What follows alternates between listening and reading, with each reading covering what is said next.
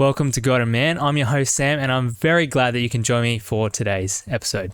Now, before I get into what the topic will be, I just want to chat a little bit about my life and where things are at the moment.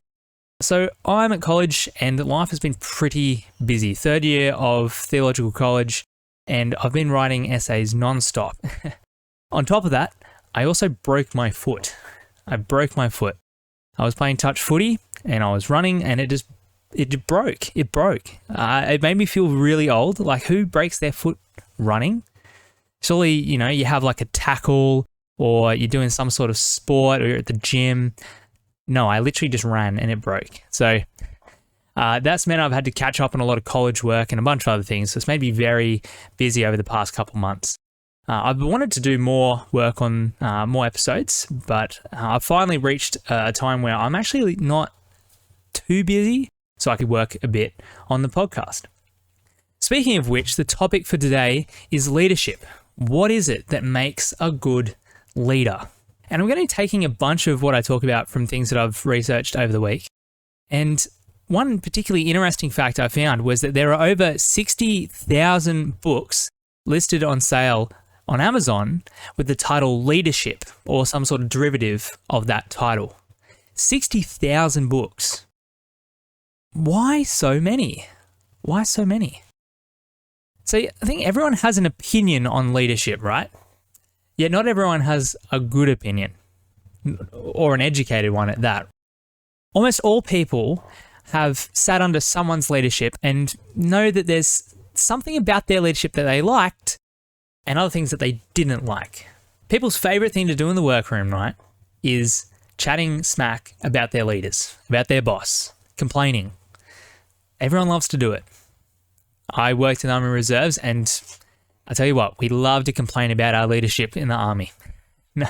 Our favourite pastime is complaining about a sergeant or a lieutenant. It's what you do as diggers. So everyone has an opinion on leadership, but not everyone has a good opinion. Now, the second thing is that people have tastes in leadership. They have tastes in leadership style. And so the reason that you'd have so many books on leadership is for that very reason, is there's different ways of leading because there's different people. There's different people to lead and different types of people who lead. The third reason why there'd be so much on leadership is that leadership has changed over time, or at least how we view it. So the article I read on this, it starts its research at 1840. You could go earlier, but they started at 1840. And it starts with what's called the great man theory, that people are born to lead, that you can't learn to lead. You are born a leader. You're a born leader. And so you have a lot of people throughout history that you'd coin as great men of history who are great leaders, Caesar, Napoleon, things like that, right? People who are born to lead. Now that ends around the 1940s when people start to talk about the behavioral era, that leadership is actually something that can be learnt. You're not just born a leader, you can learn to lead. There are certain characteristics of leaders that can be nurtured and grown and taught.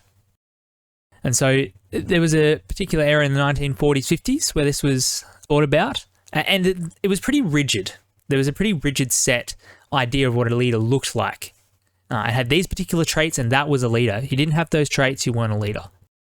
And if you couldn't learn them, then you weren't a leader either.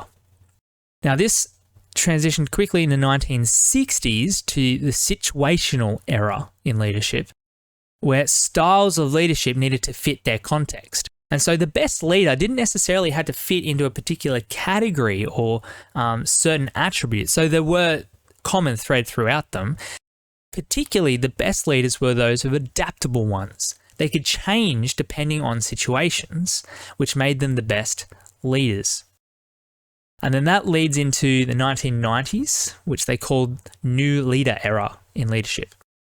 And which, it's probably more so what we'd understand leadership to be, is that it's a complex system of many things at play, many different things. So a little quote I found here was, instead the focus became on the complex interactions among the leader, the followers, the situation, and the system as a whole. with particular attention dedicated to the latent leadership capacities of followers. And so this is where you start to see leaders recognize leadership in their followers. And this will be important for what we talk about soon. Then the last one that they talked about was transformational and transactional leadership. Transformational and transactional leadership. So transformational is innovation driven. It's driven by creating new and creating greater opportunities. That is what transformational leadership is. And the other is transactional. And it's probably the one we're more familiar with, which is transactional. And that is, it's payment driven. You lead by offering reward. People do good, you give them good. People do bad, you punish bad. That's a pretty common understanding of leadership, is that they're just the authority to dish out the rewards for bad and good. Now, modern thought on leadership that I found, it was something called the ABC leader, or ABC leaders. And it's a little acronym that they just kind of make work, and it fits somewhat. And this is what each one stands for, the A, the B, and the C. A is architect. So leaders are architects. What that means is they build around them, their companies, or whatever it is, they build culture and capabilities for innovation. So they create an environment in which innovation can occur, where people are capable of being innovative. And so this involves things like leadership style, which goes back to that aspect of leadership where you need to be adaptable, where you can change depending on situation. That's about your leadership style and being able to change style. Talent is basically what it sounds like, people being talented. Producing structures that help support those talents. Operating models, pretty close to structure, but it's a bit more on the finer detail side of things. And then tools. So what things can you give people to realize their full innovative potential? Now, the second thing, the B, is they're a bridger. And to be honest, this is just as easily supplemented with the word networker, which I think a lot of people know a whole lot better than what bridger means. But I think they just wanted ABC to work nice, so that's what they called it. But what a bridger does is they bridge the gaps between the inside and outside of their business, their company, whatever it is, right? So the bridger, they're a networker. They work outside their own spheres to bring spheres together to achieve more. And then the last one, the C, is catalyst. They're a catalyst. So they accelerate co-creation across the entire ecosystem. So again, not just their network, but other networks. And they don't just look to the interest of their own company either. So the catalyst, they don't just do something because it's only going to benefit themselves, but it'll actually benefit the broader ecosystem. So for instance, in the medical field, if there was some sort of innovation that would accelerate healthcare across multiple different systems, the catalyst sees that and bridges the gap between networks and makes it happen. So that's the ABC leader, and there's a lot more to say on that. I found a few quotes I think was helpful in trying to understand how they view this kind of leadership. So one says, and although they may think that compliance is what they want, so this is speaking about that old form of authoritarian leadership and I want people to follow me, the transactional leader, right, style. This is what it's speaking into this. So although they may think they want compliance, commitment is what they need. If people aren't committed, they won't take the initiative or the risks required to execute or engage in even incremental innovation. And so you can see that there's a big emphasis on innovation in your people as a leader. That is what people want to see the most in their leadership, is innovation. In a modern world that's moving quicker and quicker, innovation is necessary in their mind. And so a leader that facilitates innovation is the best kind of leader. So again, another quote here, command and control, even as the big boss, doesn't work. Leaders must invite people to innovate and give them the space to do so. So here again, we're seeing command control, it just doesn't do what you want it to. what you need is innovation, and a leader provides the opportunities for people to do that. They invite them to be a part of something bigger. And then the last quote here, the time has come to embrace a new kind of leader who is prepared to take on the promise of innovative problem solving, who is willing and able to unleash the abundant talents and passions all around us and leverage them to create a better world. So this is kind of new age thinking around leadership and a particular emphasis on innovation. Now, I found one guy who speaks less about what they need to do in other people and more about what he sees in the individual leaders. And so this guy, he spent a lot of time looking at particularly important, influential leaders over big companies and what he sees common throughout all of them. So this guy's name is Simon Sinek? Hope I pronounced his name right. Simon. Anyway, and he says that leadership is about wanting people to achieve their dreams, is helping people do what they aspire to do, to achieve their dreams. So a leader isn't there to have people achieve their dreams. They're there to help people achieve their dreams. And so he says this, the responsibility to see those around us rise, to achieve their vision and their dreams. So he says that's the responsibility of leadership, is to see those around us rise to achieve their vision and their dreams. And then lastly, he says this, the most ignored characteristic of leadership is courage. The most ignored characteristic of leadership is courage. It's quite intriguing. So in summary about the new age thinking of leadership, you probably summarize it in two, maybe three ways. One is they've got to be innovative. And they themselves don't have to be an innovator, but they have to be able to create an environment in which people can innovate, can achieve things that seemed impossible, improbable. And in doing so, they are responsible for seeing other people achieve their vision and their dreams. And then lastly, they need to be courageous. They need to be courageous. So I think that's what the world and current social norms think about leadership. And I'm sure they've varied, but that seems to be the cutting edge of leadership these days. But I want to have a look at the Bible's account of leadership and see what it has to say about being a leader. So I wanted to start out basically Old Testament, work our way through the New Testament and have a look at some stuff there. And I thought I'd take us straight to Genesis chapter 1, which says this, then God said, let us make mankind in our image, in our likeness, so they may rule over the fish in the sea and the birds in the sky, over the livestock and all the wild animals, and over all the creatures that move along the ground. The thing to pick up here is humanity's role over creation was a hierarchy of power. They had authority over creation. But this authority is not taken by humans. It's given by God. So same chapter, verse 29, God says, I give you every seed-bearing plant. God gives humanity. He gives humanity this authority over creation. So this places humanity in a unique role to other creatures, right? We are the ones with authority over creation. We don't look to creatures to determine the nature of leadership. We look to God and his created order.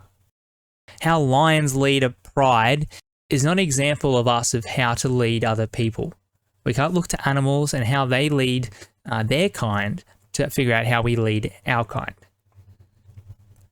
Humans are in a different class to animals. And then we'll fast forward a little bit to Genesis chapter 40 and 41. And in here we see Joseph become the leader of Egypt, well, second in command to Pharaoh. But he basically has the power to do whatever he wants. And because of his foresight that's given to him by God, he prepares food for the year of famine. God uses his actions to save many. And so we see here that a leader takes the insights given to them by God for the benefit of others. Now, this was supernaturally revealed to him by God, but yet he was in a position of leadership. He had God reveal something to him, and then he used it for the benefit of others. He easily could have stored up all of that for himself so that he could benefit in the time of famine, but he used it for the benefit of others. So I want us to see that there is something in there for us to understand about leadership. And then Exodus chapters 3 and 4. Moses meets God in a burning bush, and he's commanded to go back to Egypt to lead God's people out of slavery. But the thing is, he's a bit of a coward. So chapter 4 and verse 10, Moses said to the Lord, "Pardon your servant, Lord.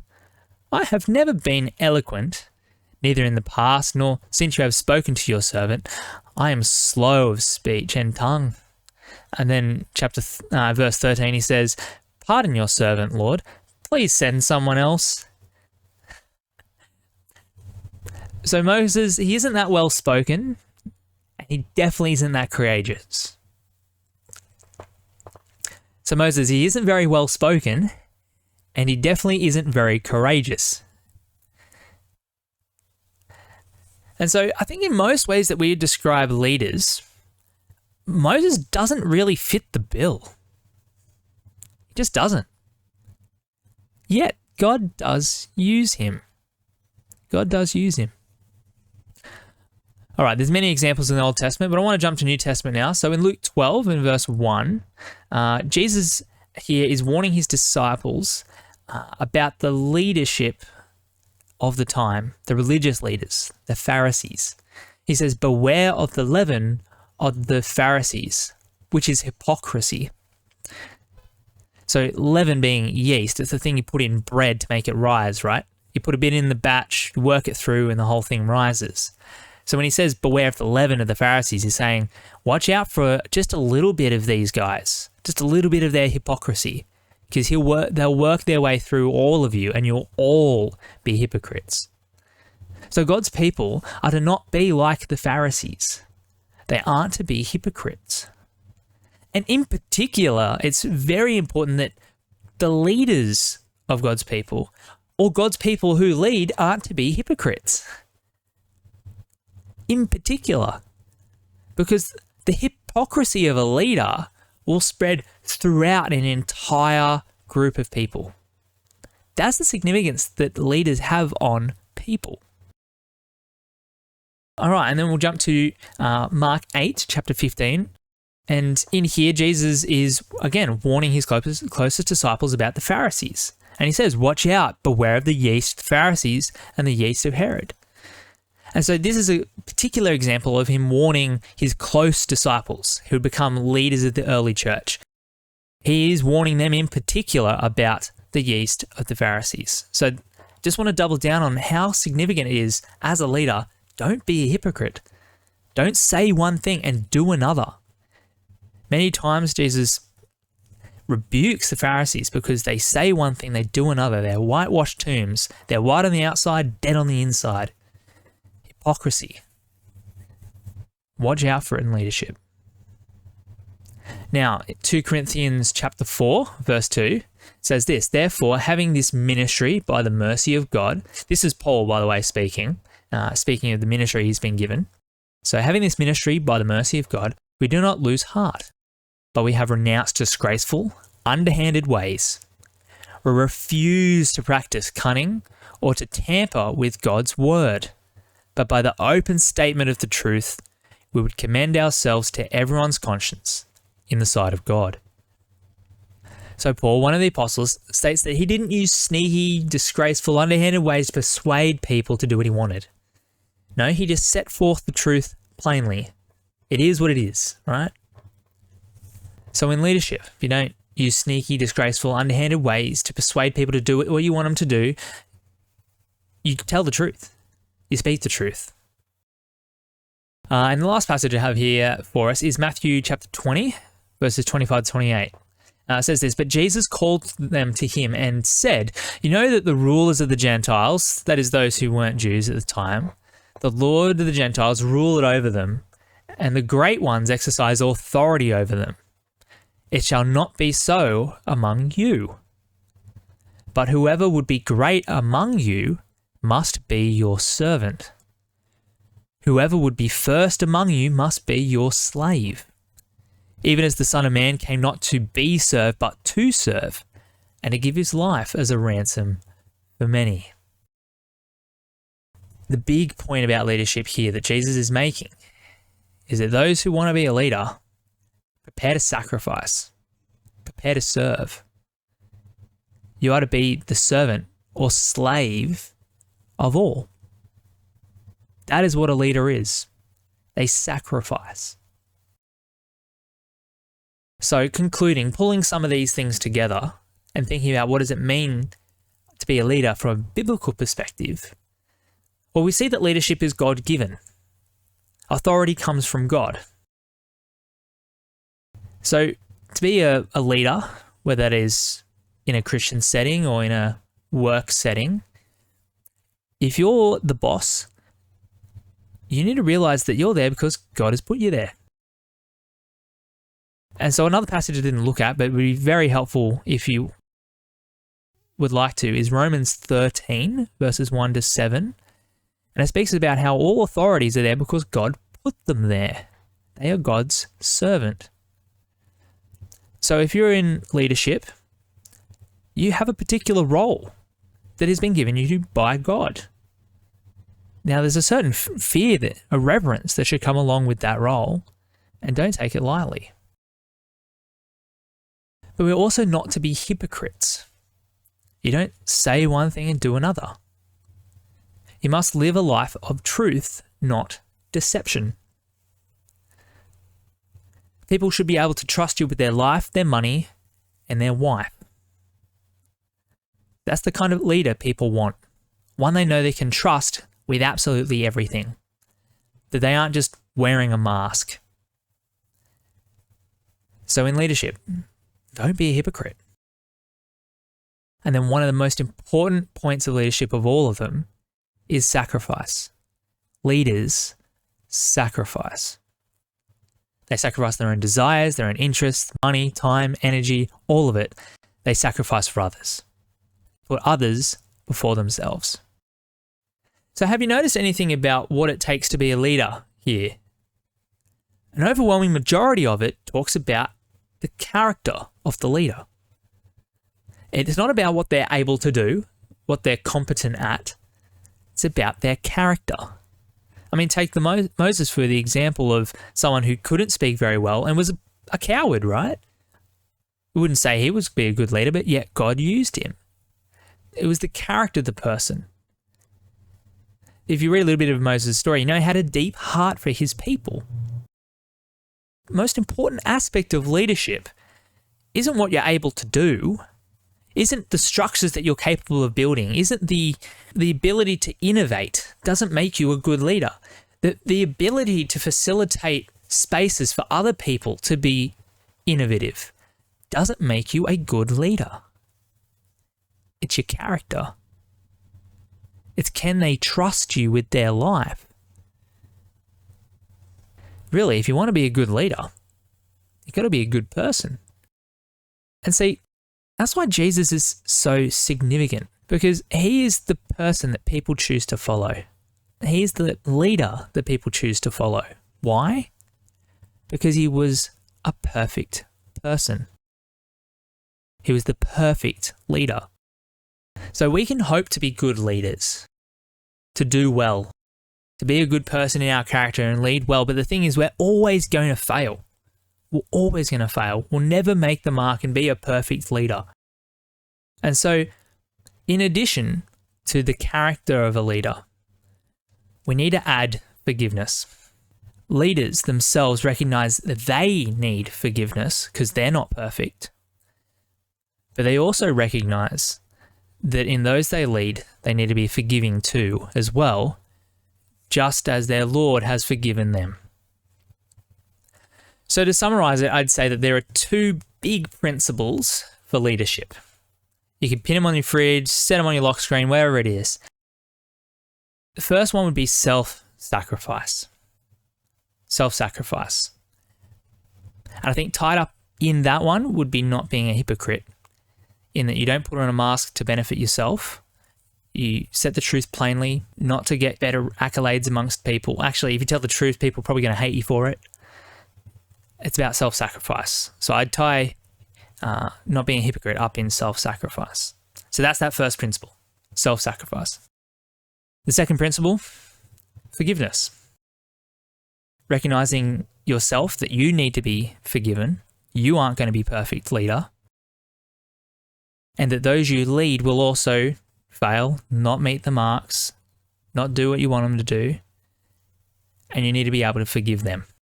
So whatever part of life you find yourself in leadership, whether that's in a church setting, in a secular work setting, you need to be self-sacrificial and forgiving, knowing that you are forgiven.